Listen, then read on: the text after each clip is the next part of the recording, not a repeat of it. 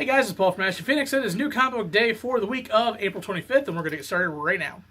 Hey guys, Tim from Capes and Scowls and the Comic Book Store, and I'm going to show you what trades came out this week, and I'm going to talk about the previews, because it's time for some new previews. First of all, DC has a free previews thing to tell you, just like Marvel does, that they're special, they got their own book. Here it is, it's special. They're going to talk about Batman and Catwoman's wedding, and Marvel's going to tell you about Amazing Spider-Man #1 with the Ryan Otley art, the guy from Invincible. You love him and you will buy it.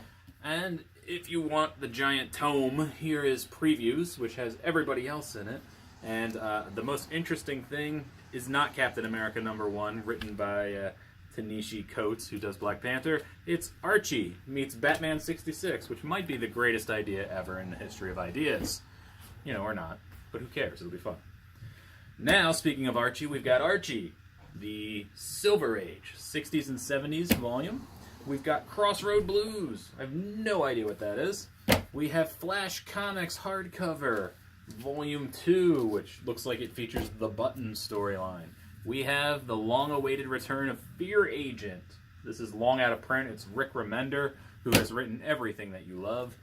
We have Dead of Winter by Kyle Starks. Kyle Starks rules. I don't have to tell you that. We've got Domino, because movies. We've got Star Wars, Darth Vader. There's a lot of stuff this week. We've got Batman. We've got Nightwing. We've got the Lazarus book. Oh my god. We've got Iceman and Injustice 2. We've got Jessica Jones. We've got Cable. We've got Sleeper, Book 1, Wildstorm Classics, that's a Brubaker. And then whatever Godhead is. What is it? No one knows. First up, we have Thanos Annual 1. I don't know why I pick up annuals. I don't like the concept, or at least how Marvel's been doing it over the last decade or so. It's kind of annoying. You don't get one cohesive storyline. You just get a bunch of different artists. And it was okay, but it wasn't great. You basically have the Cosmic Death, or the Cosmic Ghost Rider telling stories about Thanos, and they're all just as outlandish and odd and stupid. And you know what? I changed my mind. Don't get this. Alright guys, first up, I had to read it because I enjoyed the other two issues so much. We got Lockjaw #3. The basic premise of where this miniseries is going is somewhat explained, and it focuses on another one of Lockjaw's relatives that lives in this universe. You find out a very, very strong threat to the Marvel Universe is attacking Lockjaw and his family. It's a little silly at times because they're in that universe, and Spider-Ham has the best lines as usual, but this book is pretty good, and I actually really enjoyed the twist of a regular universe villain showing up, and a big one at that, so check it out. Alright guys, next up we have Avengers 690. It is the end of No Surrender.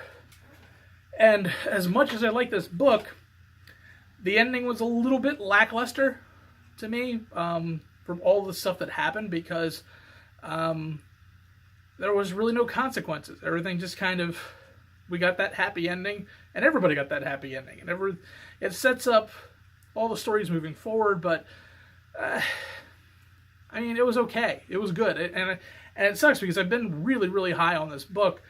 You might like the ending. I was just blah with it. Might be because I'm tired, but yeah, it was okay.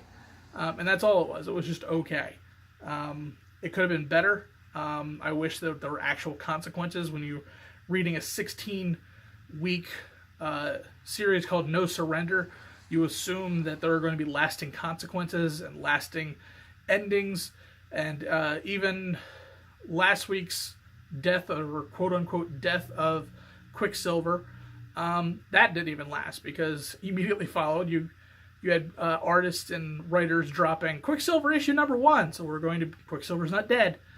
And that stuff kind of takes a lot of the fun out of it for me.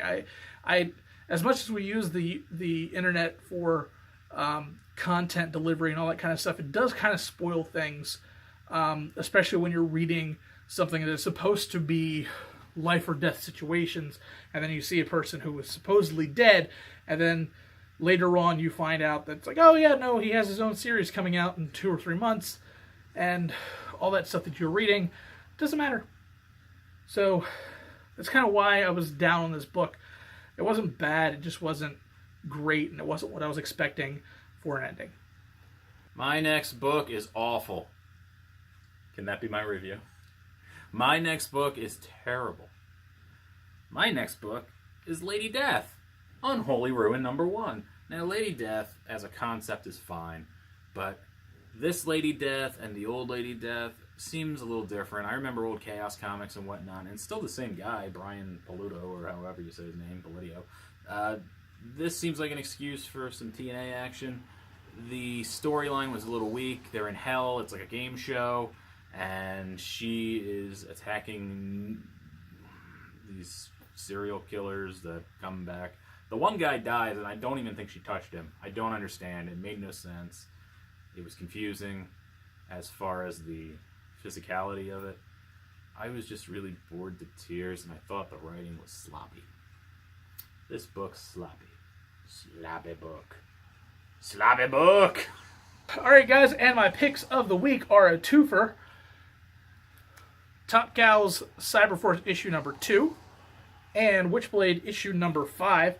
Cyberforce is, we get a little bit more information of who the evil person is. It's still a slow-moving book, but we are getting more introductions into the characters, and more people are coming in, and you are starting to see more of the familiar faces of Cyberforce. And I think it's going to build up to be a really decent book, and I'm looking forward to more. Witchblade issue #5, we finally have, after the 5th issue, our look at what the Witchblade is going to look like, and it looks pretty awesome. This has been a great series. I love the writing. The art has been awesome throughout this entire series, and I can't wait to see more of it. This is definitely one of the standout titles, definitely one of the standout remakes that I've seen in a long time, and you should be picking this one up. All right, it's time for my pick of the week. And Paul, are you ready for a Christmas miracle? What is it? You ready for your miracle, Paul? Is it an X-Men book? My pick of the week is an X-Men book. No way. Yeah, I swear it is. Oh my god. My pick of the week is written by Charles Soule, who I love. It's Hunt for Wolverine #1. Really? I picked an X-Men book. Good for me. This book focuses on the Reavers as they have located Wolverine's grave. They are trying to steal the adamantium and possibly his body if they can get to it, so they can repair their badly broken bodies. Things have not been going good for the Reavers. They look like a bunch of VCRs that are just motorized walking around. They look awful. So they need the money. They need this job to go off well, and of course it doesn't. But the storytelling as to where Logan is, because where is he? We don't know. Nobody knows anything. There's been little hints in other books, but if you're just jumping into this, it's a really cool whodunit story. It's 2 stories in one. There's a backup story. Once you establish that Wolverine is not there, then it's who are they going to assemble? What are they going to do to try to get him back? And I really enjoyed that. So this book is great. I liked it. I liked an X-Men book. It doesn't happen often, so that means you need to buy this.